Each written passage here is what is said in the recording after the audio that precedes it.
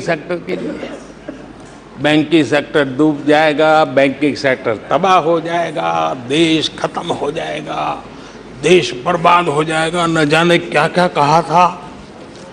और बड़े बड़े विद्वानों को विदेशों से ले आते थे, उनसे कहलवाते थे ताकि उनकी बात कोई न माने तो शायद उनकी मान ले।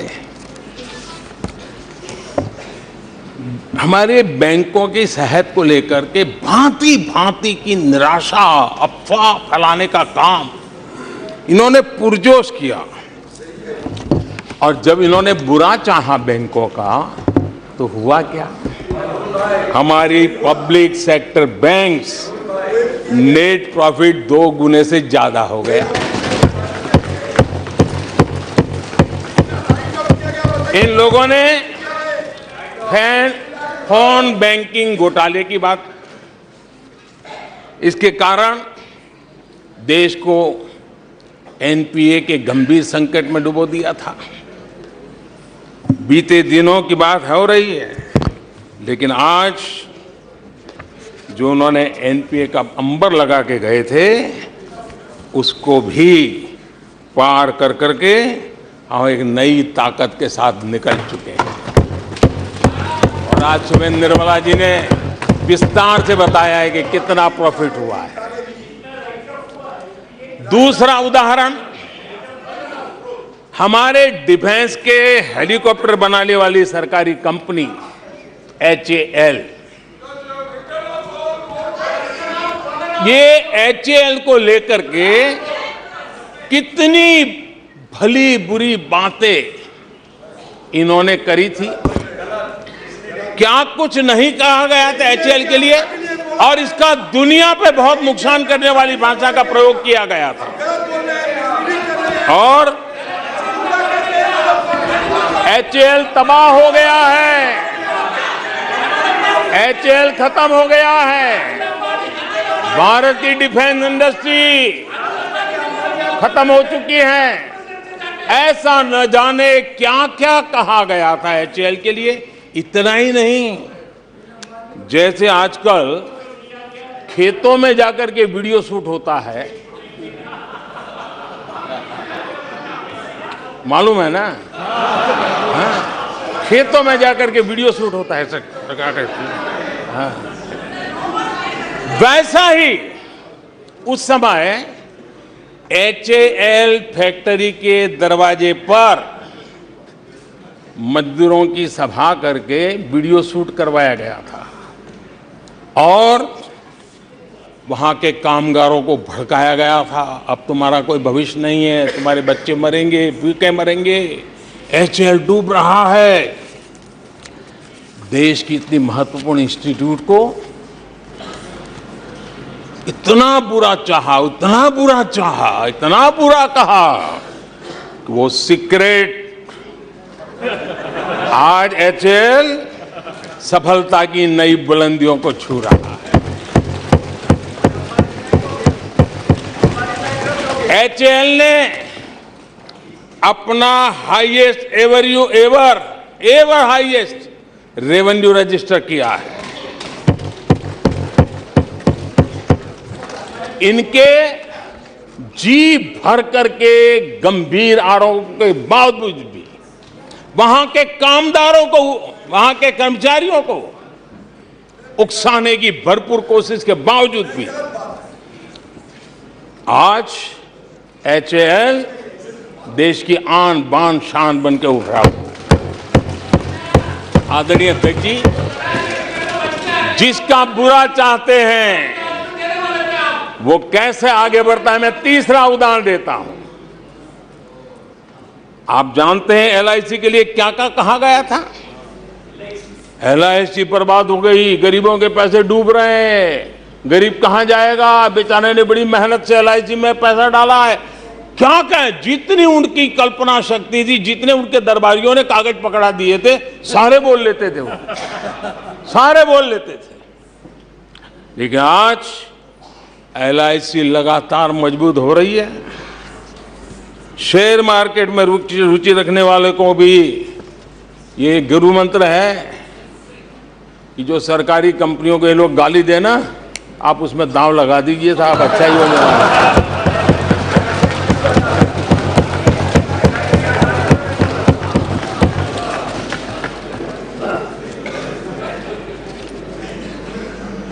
आदरणीय अध्यक्ष जी, ये लोग देश की जिन संस्थाओं की मृत्यु की घोषणा करते हैं, उन संस्थाओं का भाग्य चमक जाता है।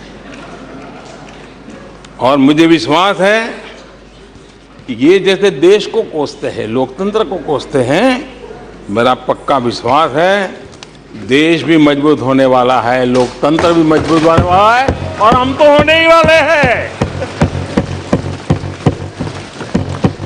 आदरणीय अध्यक्ष जी, ये वो लोग हैं जिन्हें देश के सामर्थ्य पर विश्वास नहीं। इन लोगों को देश के परिश्रम पर विश्वास नहीं है, देश के पराक्रम पर विश्वास नहीं है। कुछ दिन पहले मैंने कहा था कि हमारी सरकार के अगले टर्म में, तीसरे टर्म में, भारत दुनिया की तीसरी टॉप अर्थव्यवस्था बनेगा।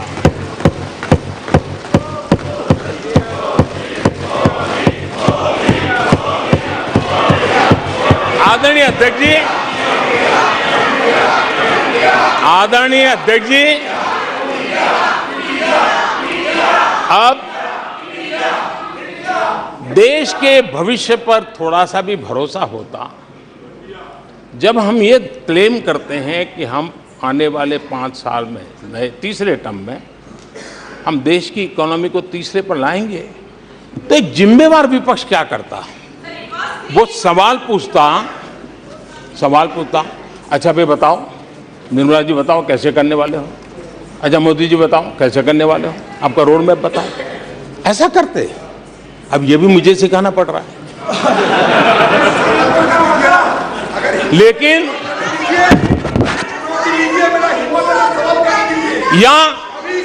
या वो कुछ सुझाव दे सकते थे, ये कुछ सुझाव दे सकते थे, या फिर कहते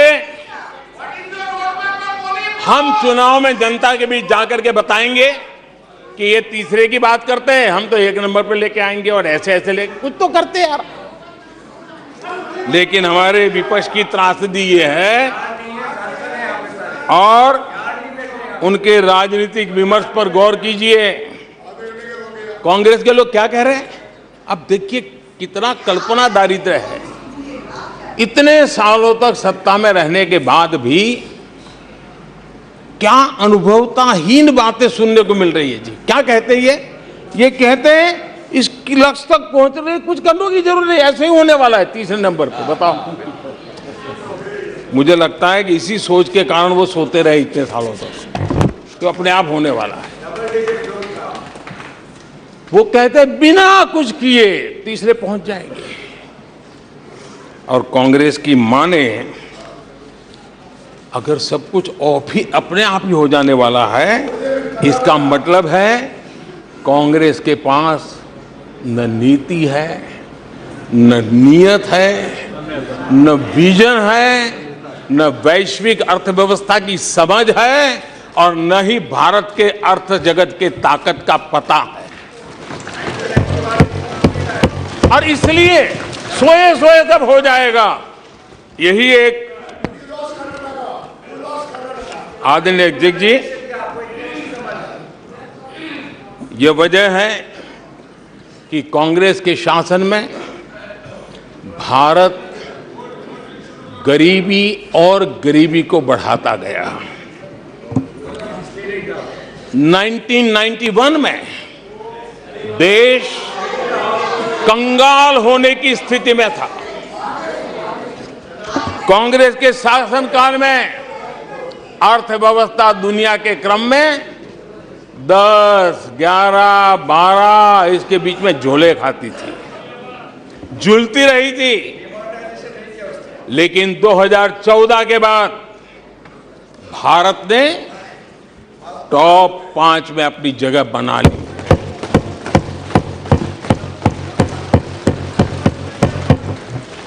कांग्रेस के लोगों को लगता होगा कि ये कोई जादू से लकड़ी से हुआ है, लेकिन मैं आज सदन को बताना चाहता हूं माननीय अध्यक्ष, रिफॉर्म, परफॉर्म एंड ट्रांसफॉर्म एक निश्चित आयोजन, प्लानिंग और कठोर परिश्रम की पराकाष्ठा,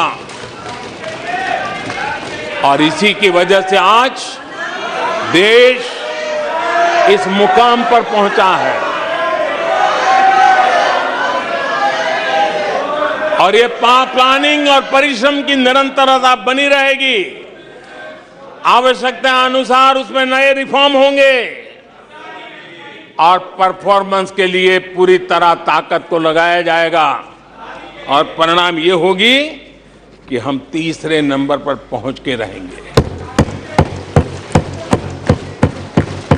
आदरणीय अध्यक्ष जी,